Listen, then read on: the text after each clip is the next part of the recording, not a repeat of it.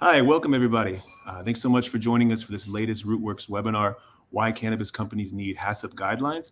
My name is Ben Hartman. I'm the content manager here at Rootwurks, and I'll be your host for this webinar today. So if you work in cannabis, you're probably quite aware there's a lot of compliance and safety guidelines that you gotta stay on top of. And this can be pretty challenging and part of your daily operations, even if you've got a lot of experience in the industry. But also, it gets complicated in cannabis because you don't have a lot of the same sort of universal standards and guidelines you have in other industries. That said, there are some tools, including one that comes from the food industry, and that's what we're going to talk about here today, and how it can help you meet all these requirements of the cannabis industry. So we've got a couple experts here who are going to help us go over HACCP guidelines and how they can work in cannabis. Let's go ahead and introduce them. We got, first off, Matt Regusci, the Technical Director of Cannabis Safety and Quality, CSQ. It's the first cannabis certification program to meet GFSI benchmark requirements. Also, father of 9 and co-founder of Azul, an online compliance supply chain data management company, parent company of Primus GFS, a GFSI food safety standard.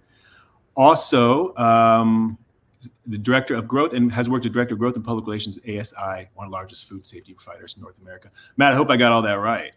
Except for I have 10 kids, but there is that one that we don't really, so whatever. Yeah, everybody's got that one they don't count, right? Well, I was wondering when I said it, I thought, oh man, maybe there's been more kids since the last time we spoke, but it was just yesterday. But yeah, congratulations. Like a ticker. Congratulations, results obviously. Also, we got here Kathy Knutson. Knutson. Sorry, I'm sorry, Ben. I'm going to correct you. Knutson. We do say. I'm so sorry. That's okay. Knutson. Kathy runs Knutson Food Supply Consulting LLC and is the chair of the Education Committee for the National Cannabis Industry Association and author of Food Safety Lessons for Cannabis-Infused Edibles. Kathy is HACCP certified and consults with companies on all types of things, ranging from risk assessments to FDA compliance. Recently selected by the Food Safety Preventive Controls Alliance as one of the top 10 instructors for preventive controls qualified individual courses. And great to have you here, Kathy. That was a lot. I hope I got everything right. And after the name, you did good. Yeah, I'm a big believer of correct people right away. With the name, obviously. Otherwise they're going to do it again. So I thought let's just start. I guess pretty open-ended one, but I thought Matt, you could let us know. So what is somebody who maybe doesn't know 100%? What is HACCP? What does it stand for? What does it do? Yeah, so HACCP is just really quickly. HACCP is Hazard Analysis of Critical Control Points. What you're doing is you're looking at your operation, mapping it out, and trying to figure out where the potential hazards are, and then what do you need to do in order to minimize the risk of those hazards affecting the food. Those 3 hazards are chemical, biological, and physical. So chemical would be, pesticides or any type of fluids that may be on like oil or whatever that may be on a belt, any type of chemical that you would be introducing and utilizing in your facility. Biological would be like E. coli, salmonella, yeast mold, that type of stuff. And then physical would be actual like plastics or metal or glass or anything. So kind of looking around your plant and trying to figure out where those hazards might be, how they might be introduced to the product, and then minimizing them. Mm-hmm. And Kathy, I thought the perfect person to ask, how do these same things, how can you kind of, not superimpose, but I guess utilize them in cannabis? Well, in the way that the food industry has adopted HACCP, the cannabis industry can adopt HACCP as well. And so HACCP goes actually back to NASA for the manned missions to space. When NASA realized that they had to send people into space and they had to feed them, they brought in some experts from Pillsbury. And NASA had already developed HACCP for things like parts, making sure that everything meets the criterion for construction. And then those scientists from Pillsbury brought the good news out to the food industry. So we've been learning about HACCP since the 1960s, and FDA, well, first USDA wrote a HACCP rule for meat. and then FDA wrote rules for the seafood industry, which is seafood HACCP, then juice HACCP, and going on to international guidelines, we have organizations such as Codex Alimentarius and NACMIF, which stands for the National Advisory. See if I can get this right. National Advisory. I'm not getting this right. Sorry. Criterion for microbiology for food. I messed that up. Sorry about that. But anyways, they both publish guidelines that are HACCP guidelines, and those are looked to internationally. And so we have this full kind of blanket of HACCP internationally, and there's no reason why the cannabis industry can't adopt HACCP. In the food industry, we typically apply HACCP within the four walls of a facility, but there's so much more in terms of the supply chain leading up to the manufacturing facility. For example, in the cannabis industry, there may be a separation between an edible manufacturer versus the extraction process, and HACCP can be applied for the extraction process. If we go all the way back to cultivation, we can still apply the HACCP concepts and principles of HACCP all the way back to cultivation as well. So if we look at the two different industries, and Matt, I think we've talked about this in the past, but how are these sort of safety and compliance demands similar in the food world and cannabis? Are they, quite similar, or are they more risky, or just more challenging, or how would you describe it? Well, just like food, that question varies, right? So, as a consultant, I can never answer a question directly all the time, unless it's really easy to answer directly. But food industry is very, very broad, and the cannabis industry is very, very broad, right? So we could utilize the same practices that we would utilize for products in the field that we could for cannabis in a grow operation, right? And so the risks in an outdoor grow is going to be very different than the risk in an indoor grow, and the risks in extraction are going to be, very similar to the risks in extraction in food. So you can use some of those same HACCP plans that you would use for food extraction, you could utilize for cannabis extraction. Same with creating actual edible products. So if you're looking at edible products, gummies or brownies, cookies, anything like that, you can utilize the same type of HACCP practices that would be utilized in food for those, because the practices are going to be basically identical. And then you could think of cannabis when you're making those type of products, you could think of cannabis, whatever that is, as an ingredient in that product. And so then you want to check and do all the type of supplier checks, whatever, down the line for that. So it depends on where you are in the supply chain and what it is that you're trying to create. That would then recognize the risks that you have, and that would also create the similarities of the HACCP plan in food that you could adopt in your facility. Mm-hmm. So would it make sense to say that sort of like these guidelines, let's say if you're making gummies, it's similar to just if you were making gummy bears in a food manufacturing facility, they just have an additive, which we all know and love. Is that right? One? Right. And there's a lot of dietary supplements that utilize that come in as, I think of like the Flintstone vitamins or gummy vitamins, or there's melatonin gummies.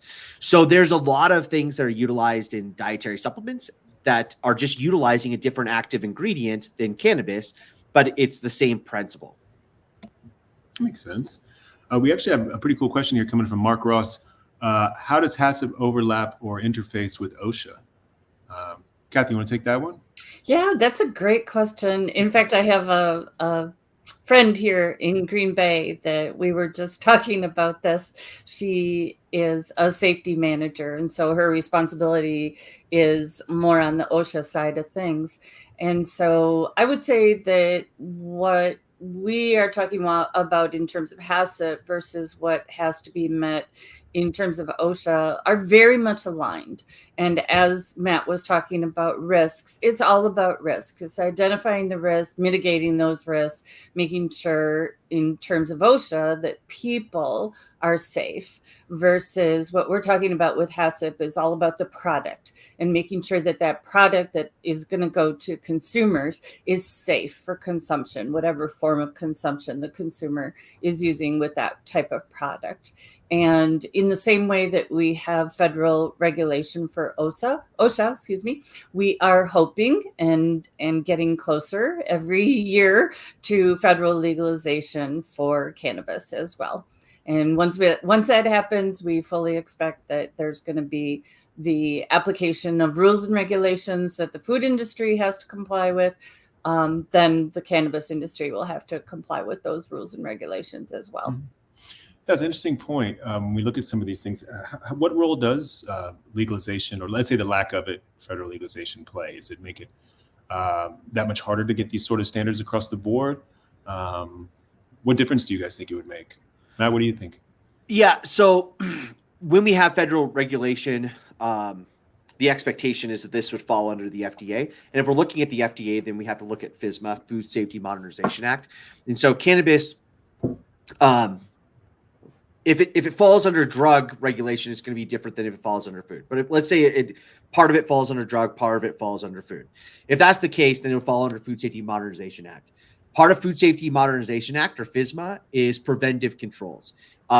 Preventive controls is the FDA's way of saying HACCP. So if once it becomes federally regulated, definitely all the facilities will fall under HACCP, whether that be drug or food, it's still going to fall under HACCP.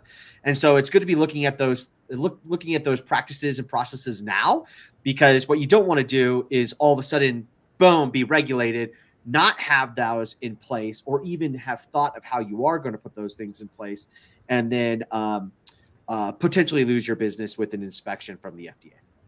Mm-hmm. That makes sense. And just a little bit to follow up on that, Ben, I think that everybody in the cannabis industry understands the difficulties and the struggles and how important it is to meet state code. And so right now we're, in terms of the legal cannabis industry, we're under each individual state code. I am celebrating, this is the day after election day or balloting yesterday in Ohio, where Ohio now is the 24th state to have legal recreational cannabis. We have 40 states that have medical cannabis. And so there's definitely a lot of momentum towards that legalization at the federal level. But the reality of what we're dealing with is state to state to state, there is a different state code.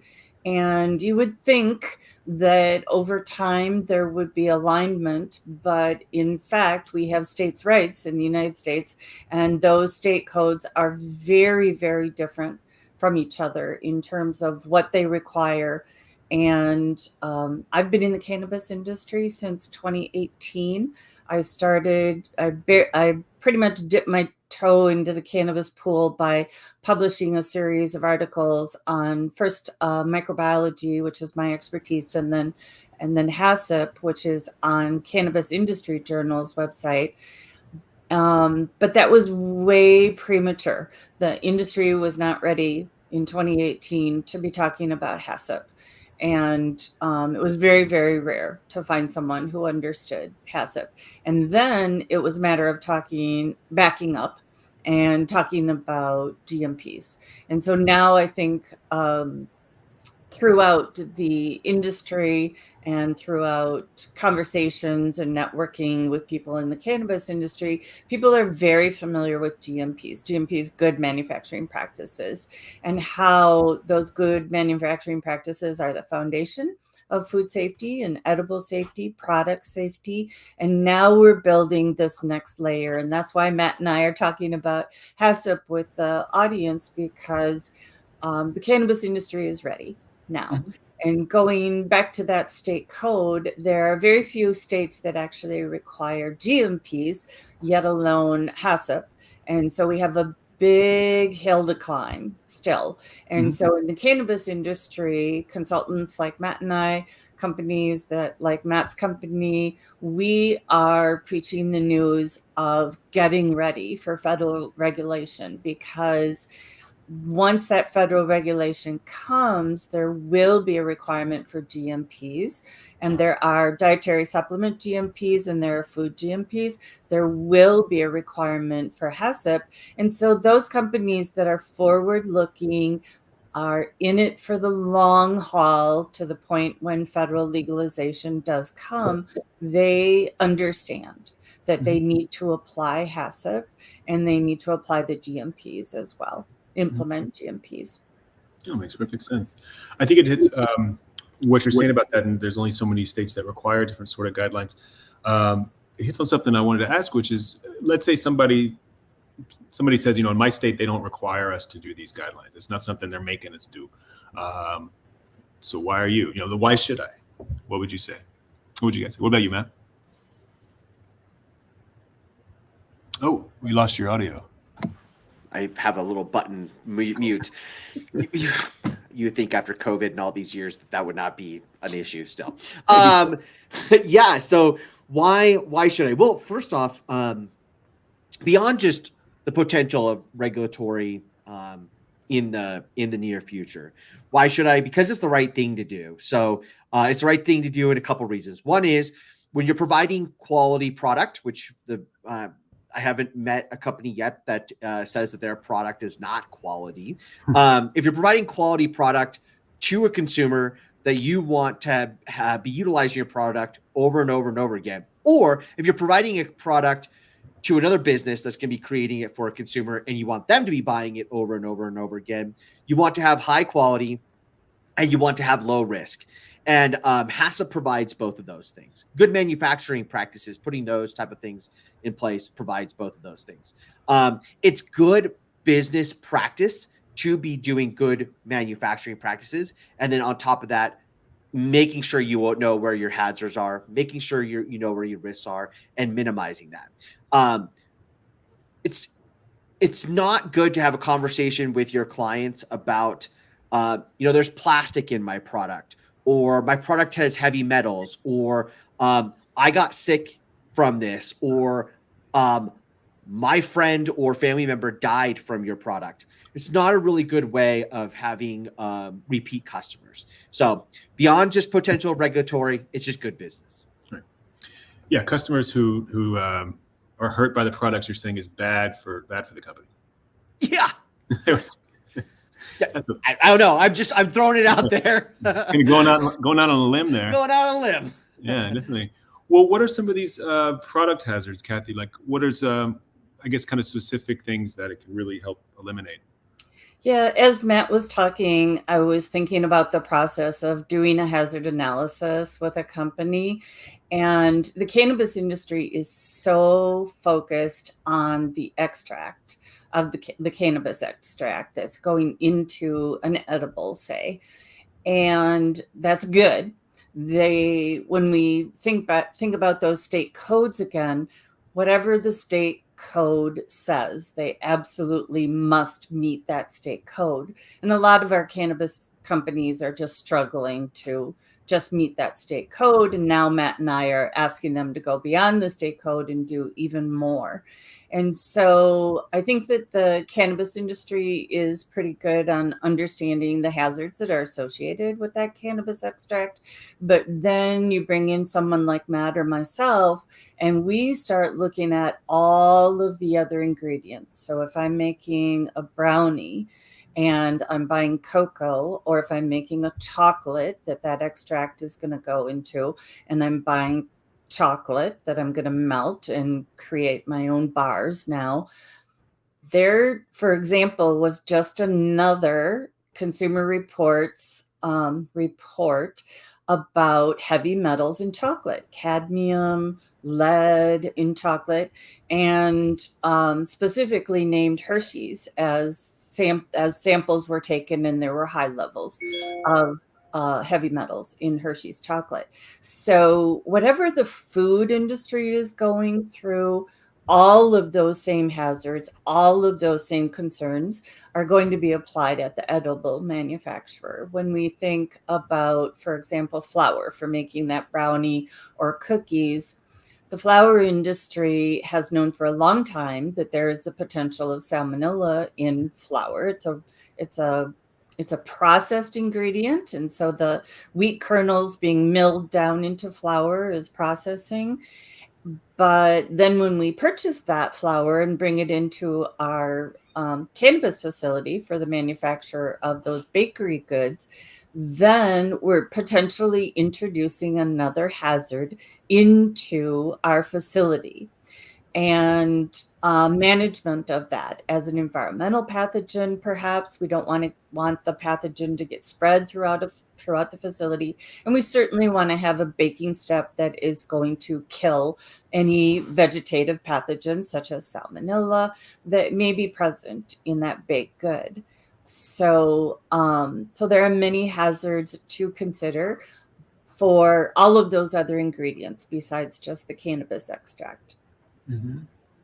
Yeah, definitely. What about, one of the things we talk about in cannabis is like a company can, let's say, implement all these guidelines and make sure their products and their facilities are safe and compliant. But what about if you go back, through your supply chain? Can some of these guidelines, I guess, maybe help you work with companies to make sure that what you're getting also adheres to certain standards? Or is it sort of like everybody implements it or else it's not going to work? What do you think, Matt? Yeah. So I'm actually doing a training in December about this as well, about food safety culture for your supply chain. And what I advise all my clients to do, and what I advise the industry to do, is get your house in order first and then work on the suppliers. It's very hypocritical for you to go, I want all my suppliers to have these different foods, GMPs, GAPs, good agricultural practices, good manufacturing practices, HACCP, but I'm not doing it internally. So get your house in order first. On CSQ, you can actually download a checklist for free. There's multiple checklists depending upon where you are in the industry, and you can utilize that. And then after that, then it is your suppliers, because even though you've gone through and found out all of your potential risks in your facility and minimize that, including employee risks, if you're looking at OSHA stuff, and I would have that safety manager, the HR person that manages safety, or whoever that safety manager is for employees, to be part of your HACCP team as well. Losing a finger and that being in the product is a physical hazard. That's not good. But then looking at what are you bringing into your facility that might be a potential risk, right? When I was talking about, it's just good business practices for you to be doing it because you want to be a good customer. Well, it's also good business practices for you to be making sure your suppliers are providing a safe product as well. And a good example is one of my colleagues, Tyler, uses a lot is there was on the vape pen side of things, the glass utilized to put the extract in. A lot of times it came from China. Well, the glass for the vape pens had heavy metals that were leaching into that product. Well, you're not manufacturing that glass, but it does affect your product because now you're selling this product and people are consuming it, and now they're consuming heavy metals. So really looking at your suppliers and figuring out what the potential risks are depending upon the product that you're getting, and then making sure that they're proving to you that they're trying to minimize that. And that could be them sending you their good manufacturing practices self-audit. That could be them sending you their HACCP plan, showing that these are the potential risks that they found. This is what they are doing to minimize those risks. Mm-hmm. And if you have, 100 suppliers, yes, that would be 100 times, and actually going through and making sure that you understand that they are minimizing their risks and having a conversation with them if they're not. Because ultimately that end product, if you're the one who's providing that end product to the customer, if there is a recall because there's an issue, they're going to be coming to you, and then you have to go to your suppliers. So it's still affecting your brand, even if it's your suppliers. Yeah, but the essential idea makes sense though. Like, if you have your house in order, it's a lot easier to expect or ask other people to. And the inverse is also true. Yeah, and you have a good understanding of what your suppliers have to do in order to get their house in order. Yeah. If you haven't gone through that process yourself, then you could be hoodwinked very easily because you don't know. And so if you don't know, then you don't know what you're getting from them. Makes sense. Well, we actually got another. Sorry, Kathy, you want to say something? As I was just going to say, when I deliver training, I preach that as much work as this is for your facility, you should expect that your suppliers are going through this as well. So that when you go back to your supplier, as Matt mentioned, they might have a food safety plan, they might have a HACCP plan, they'll have documentation of GMPs, all of the things that they do for onboarding of training at their facility. And it's very much aligned with, if you are doing this at your facility, don't you expect your suppliers to be doing that at their facilities as well? Mm-hmm. No, definitely. Seems like it would apply to so many things in life, don't expect things that you wouldn't expect from yourself and things like that. But either way, we had another really cool question here from Catherine Birmingham. Please share an example of the limits of critical control points in HACCP for edibles versus other preventative controls, for example, allergens. Kathy, what would you say?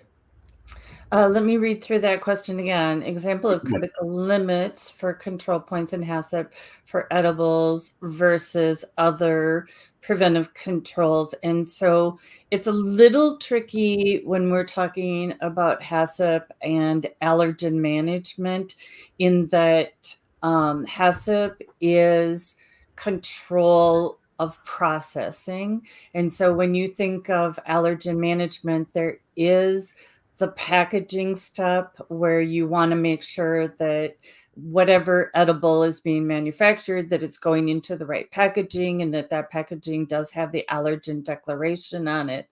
Then when you think of the processing steps, going back to traditional HACCP, it's usually things like time and temperature, the baking of that brownie or the baking of that cookie, to make sure that the temperature was met and that the time for baking was met as well. And that's where you build in the critical control point, or the critical limit, You build in the critical limit. Whatever you decide at your facility is the baking temperature, baking time, then you set up monitoring for that. I'm not quite sure what else to expand upon that. Matt, maybe you have some thoughts to jump in there. Yeah, that was really good. But yeah, and I would say also, if you are utilizing the same facility for a product that have allergens and products that are not supposed to have allergens, what are you doing to minimize that? Or actually, what are you doing to alleviate that? Because allergen could kill somebody, right?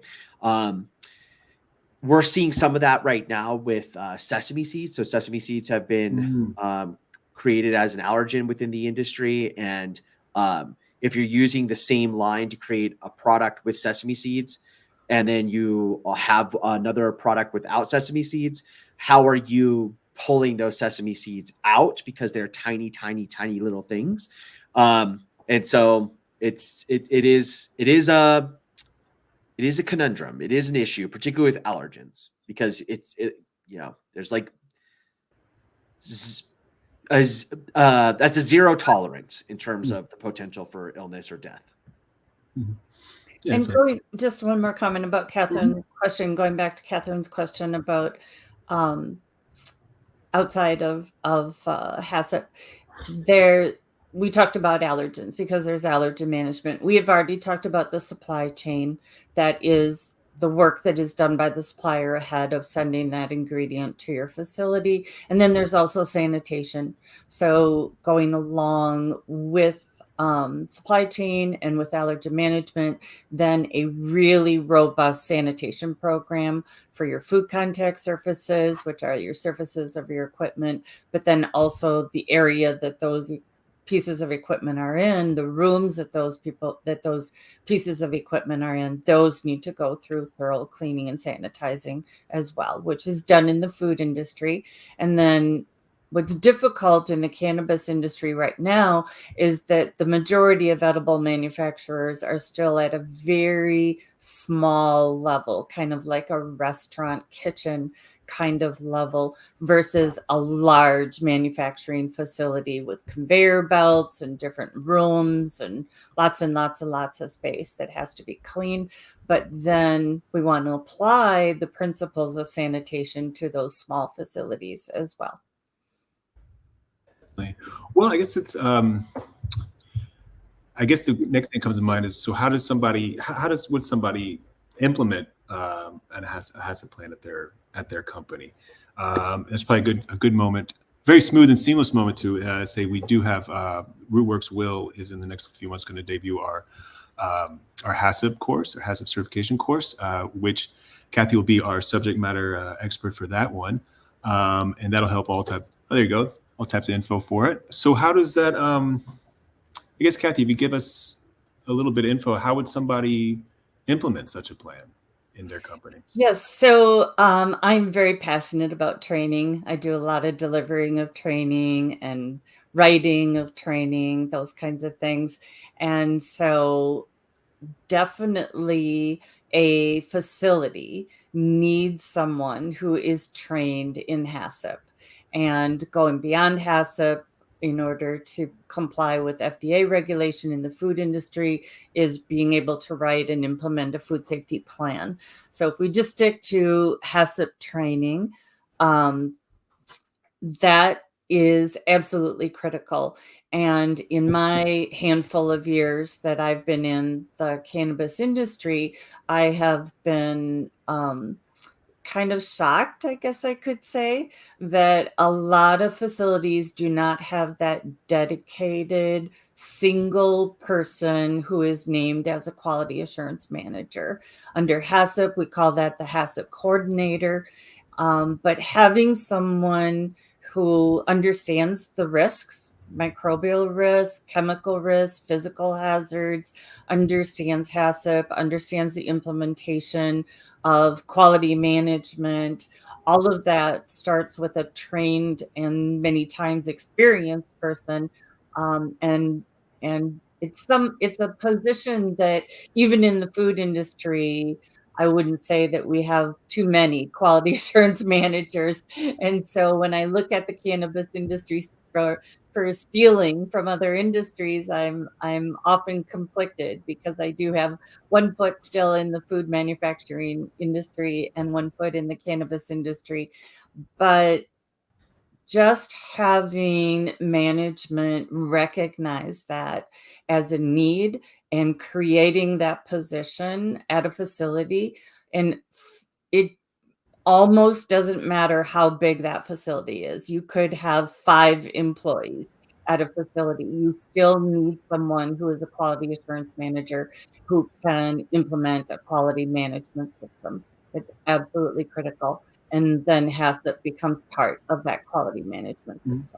So what do you do? And that's, I guess that leads into my next question. If you're a smaller company that maybe can't or has more difficulty having a dedicated person, who do you think you'd put in charge? Should it be somebody in management? Should it be, or just everybody kind of can play a part in it? Or is it sort of, you still need that dedicated person, even if you're a small one? You don't have to have I mean, obviously it'd be awesome to have a dedicated person, but if you don't have it in the budget for a dedicated person, then you could have that as a potential in the future. Everybody doing it, but nobody is accountable to it, means nobody is doing it. So there needs to be somebody who is accountable to it. And that person who is accountable to it should not be the same person that is bonused based upon how much product they get out the door. So I've been in operations my whole entire life, and in food safety my whole entire life. And there is a huge conflict between food safety and quality and operations. It's a healthy conflict.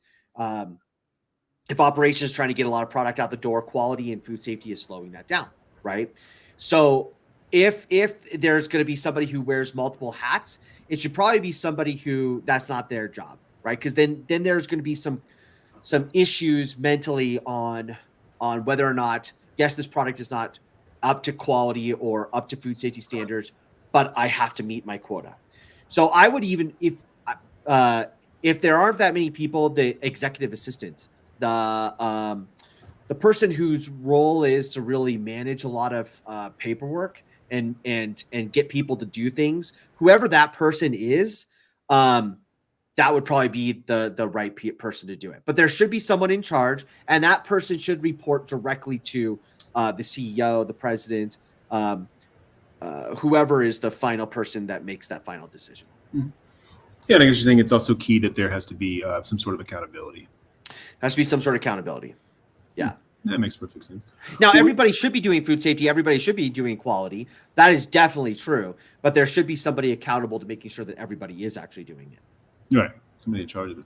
Well, we had another really good question here from Alex Rubin talking about Colorado's making HACCP required for reduced testing allowance for microbial contamination for cannabis cultivators. Question being, what are the best ways to identify hazards for HACCP in cannabis cultivation when you're out there growing it?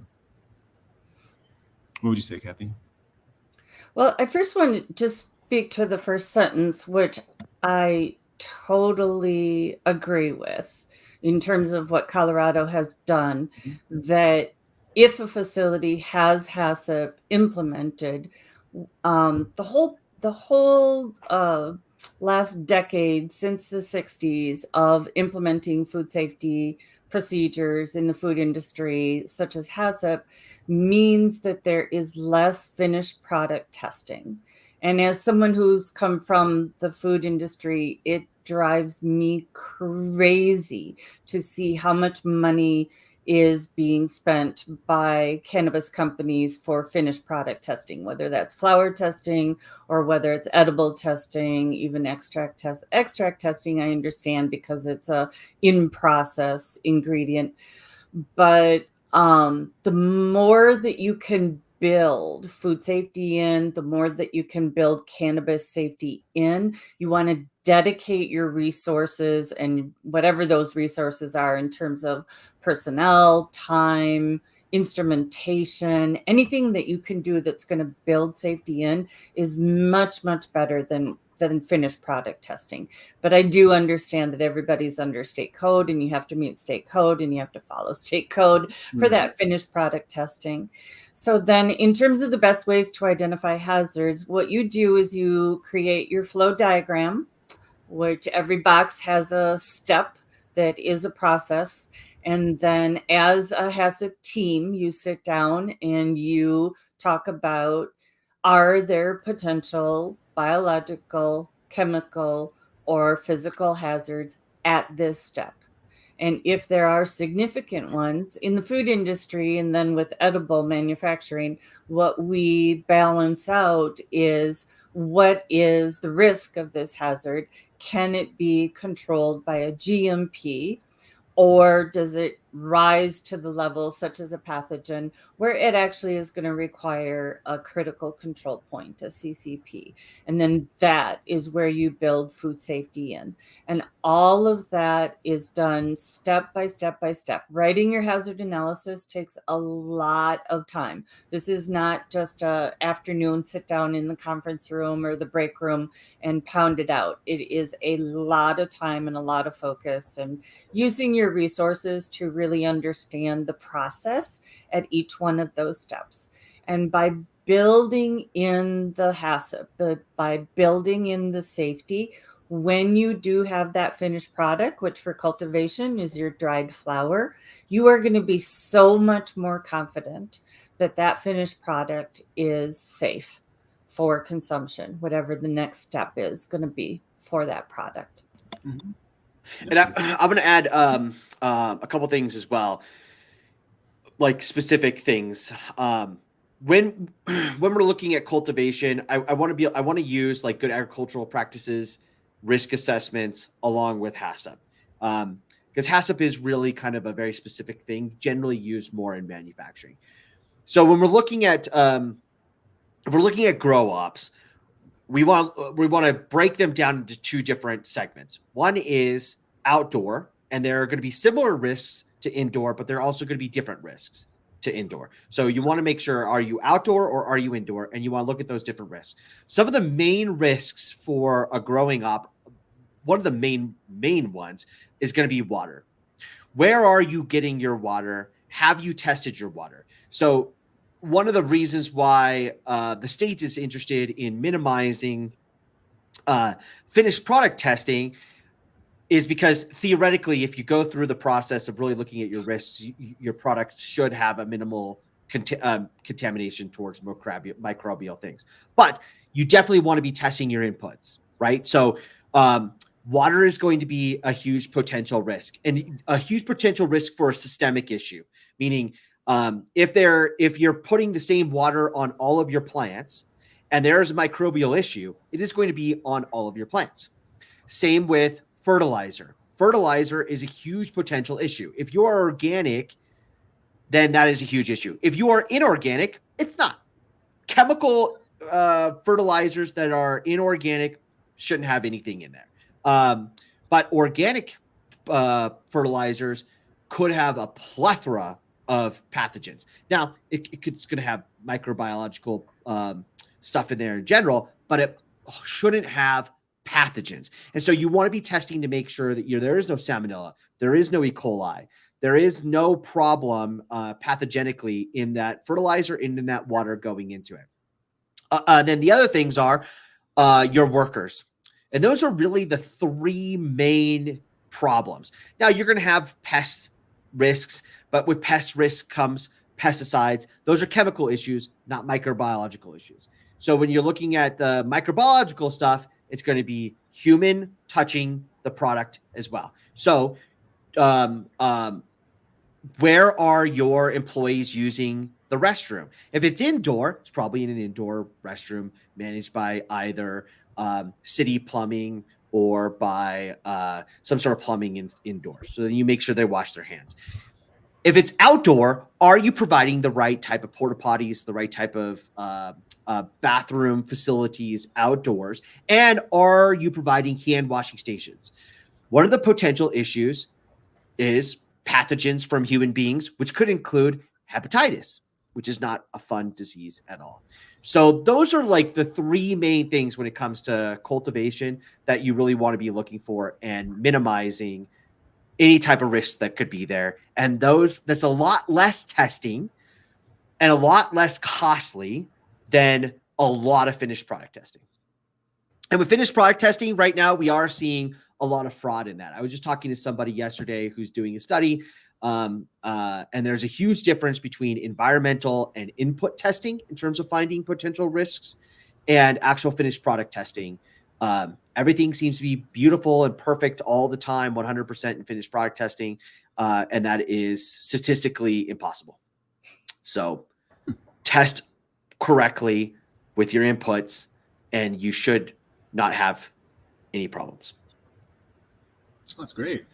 Well, I see we have this is another really very practical one here from Murphy Murray. What should business owners expect to pay an experienced HACCP manager? What qualifications should managers look for? Occupational training certificate programs, specific educational background, which is actually a good opportunity to $1 million. Right.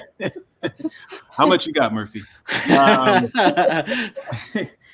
I think it's good. I mean, once again, we got our course coming up, which is certified by the International HACCP Alliance, that anybody can sign up for, and that Kathy, it's got Kathy on board, so it's gonna be great, and that can be great for your team. But other than that, how would y'all answer that question? Well, I think Go for it, Kathy. Yeah, there's a plethora of different types of degrees. At that level for a HACCP manager, you're looking for someone with at least a bachelor's degree. And it could be someone coming from microbiology, from chemistry. Certainly there are quality management programs out there. And there is there's a mixture of the business side and the understanding of quality management and implementation of quality management, plus the science side. So any strong background in science is going to be very, very helpful and needed as well. There's the soft skills of excellent communication skills. They have to have both verbal and written communication skills that are, just at the peak, because it's a lot of psychology and a lot of talking with people and problem solving skills, those kinds of things that are soft skills and a little bit harder to evaluate for, but certainly in an interview you can ask somebody to give you a scenario, give me a scenario of a problem that you had to solve and how you went about solving it. That kind of question is always very helpful insight into the person's experience and way of thinking about things. And then in terms of training, we have the HACCP course that's going to be available. I would say that would be a minimum expectation, is to be certified in HACCP. And then beyond that, there are other types of training programs out there. The cannabis industry itself has just exploded in availability of either one-off courses that can be taken, and of course, a lot of them are online now, versus a certificate program, which would be shorter and less work than a whole diploma. But there are universities out there that are offering diplomas in cannabis now too. Those tend to be more focused on science and the research and that kind of area. In my perspective, in the work that I do and what I pay attention to. And in terms of pay, I have absolutely no idea. I wish I did. And whatever it is, it's not enough, because they're going to be working 24/7. So I agree with you, Kathy, on almost everything.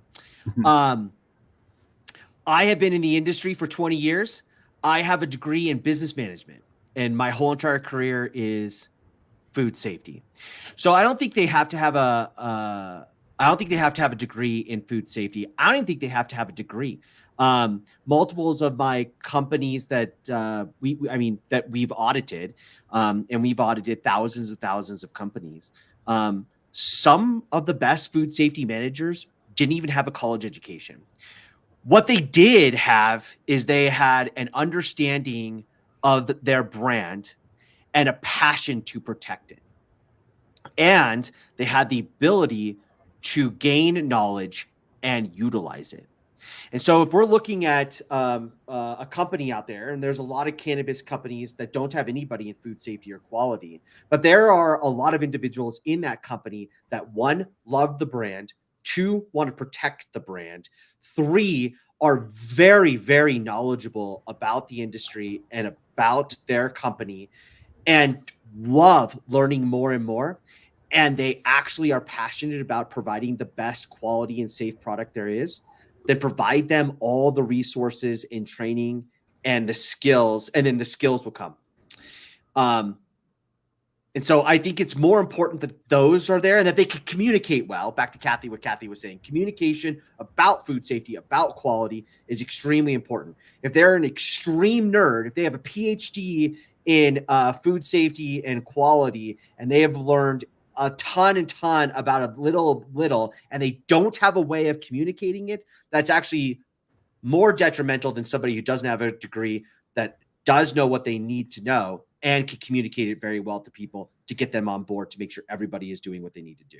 So, yeah, a little biased on that, I guess. Piggybacking on that, that's one of the things I love about the cannabis industry, is that you meet people who are so passionate about the plant and about the product. And that reminds me that several times I have been talking with people at usually cannabis dispensaries, like the manager of a cannabis dispensary. And I specifically remember one that I met with in Florida. And she told me that she just goes home at night and reads more and reads more and learns more. And that's exactly the type of person you want, that's just going to dive in and learn. And That's it's awesome. continuous improvement. It's And always teach. improving. Yeah. And teach. So much of food safety is actually a teaching role. So that person inside your company also has to be able to teach and train other people. And so if they love learning and they love teaching in a way that people can actually learn, not just vomiting information on people, then that is the perfect person for the organization. Oh, that's great.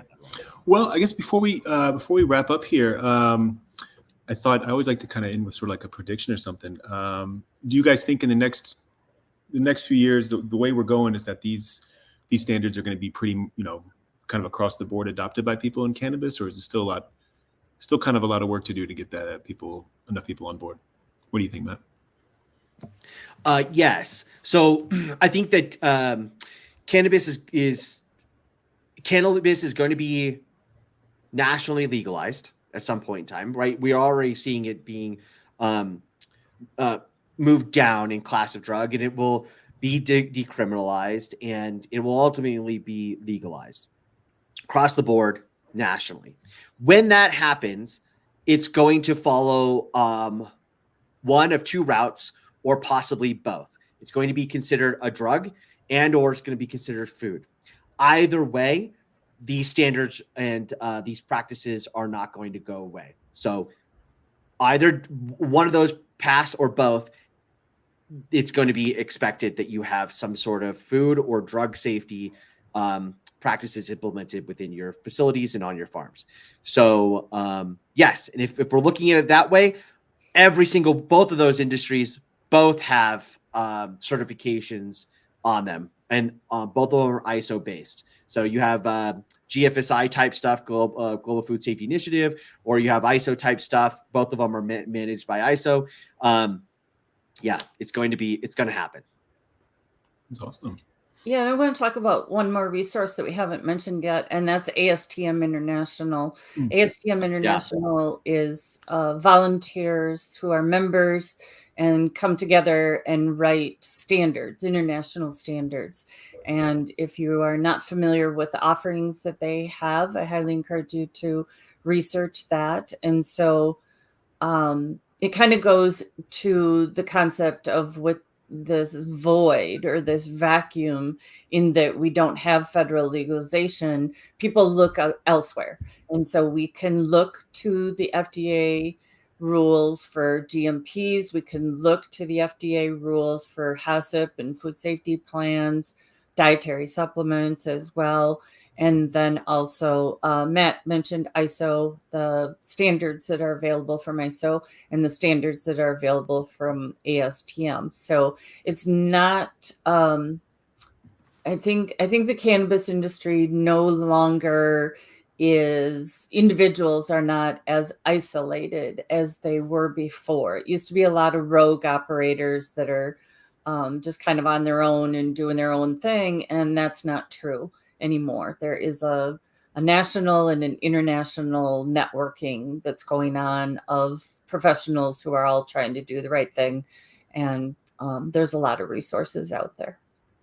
Yeah. And I would add too that because Tyler, my colleague, will on the ASI CSQ side will definitely get upset if I don't say this, because he says this like every conference, that we have the opportunity to regulate ourselves prior to the FDA or the USDA regulating us. So the more companies that are on board towards ASTM, CSQ, or name whatever it is, just regular GMP HACCP, having those internal inspections done, like just grab a checklist and audit yourself. Grab a HACCP plan and start walking through your facility and starting that process and showing that you've actually done that. The more you can start today to do that and share that with your competitors in the industry. Food safety is not a competitive issue. Food safety is a rallying cry. If a cannabis safety is a rallying cry, if you can get all of your products together as an industry and show what you're doing, the FDA is lazy. They'll adopt it. They don't want to spend the time to do it. They'll just take what you've done and they say, oh, this is really good. We'll just do what you're doing. Now they'll come back and go, okay, they'll push back a little bit, but you'd rather than push back a little bit on what you're doing than give you a whole blanket new expectations. Right. And FDA is an interesting organization. Yeah, that's a very good way of putting it. There's a lot of work that's being done on the drug side, which FDA regulates, and not so much work being done on the dietary supplement and food side. And part of it is that they just don't have the authority. Once there's legalization, and when FDA is named as the federal agency that has the authority, then it'll be full on. And I'm so happy that, Matt, that you made that comment about how we need to get ourselves together before regulation, because then I totally agree. FDA will look at what is the industry already doing, what is working, what's going on out there already. They're not going to want to reinvent the wheel as well. So we do our best now. Industry and the FDA doesn't really have budget for this. They don't have budget for food. I mean, there's a guy named Marler Clark. He's a big lawyer in food. He sent out shirts that says "Get the F out of FDA," because there's like very little budget for food. And the last thing we want is the FDA regulating this like a drug, right? Because they would just rather THC be synthesized into some sort of chemical formula thrown into a pill and sent to everybody. Johnson & Johnson, have at it. That's not what the industry that's built up right now wants to happen. So the more we can act like we are on the food side and regulate ourselves like that, then the better it would be for the industry. That's awesome. That's a perfect takeaway. Well, this has been great, guys. There's so much information for anybody watching. So many takeaways about how we can make the industry, safer and more compliant, better products, safer products. We spoke about resources a lot. We're going to go ahead and after the webinar, we'll share links to a bunch of stuff like our HACCP course, but also Deborah Mion had asked about the CSQ checklist. So we'll go ahead and we'll pop that link out there in a little bit too. And if you want to learn more about everything we were talking about today and safety standards in cannabis, go ahead and look up Kathy and Matt, and you can find them. Really, you're not going to find any better experts out there. And if you'd like to see more about what we're doing here at Rootwurks, go ahead and check us out at rootworks.com. We've got you can learn about the Rootwurks learning experience platform, which has tons of resources, tons of educational resources and courses and training for cannabis safety and compliance, and also a lot of tools for managing compliance for all types of companies. And also, once again, there is our big HACCP training course, certification course coming out later this year, and we will keep everybody posted on that. And hopefully we'll catch you all at the next webinar. This has been great, guys. Thanks so much for being here.